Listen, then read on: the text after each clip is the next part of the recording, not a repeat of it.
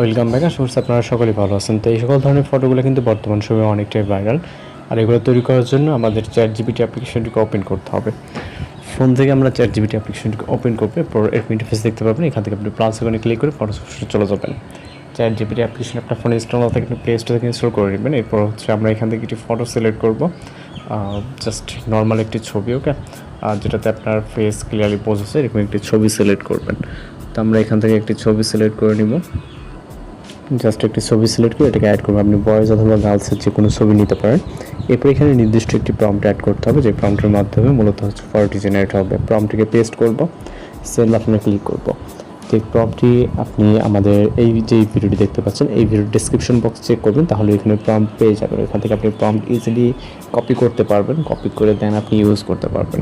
আশা করি এগুলো খুব সহজে আপনিও করতে পারবেন, সেটা আপনার যে কোনো ছবি দিয়ে, যেটা ভয়েস হলে ভয়েস এবং গার্লস হলে গার্লসের।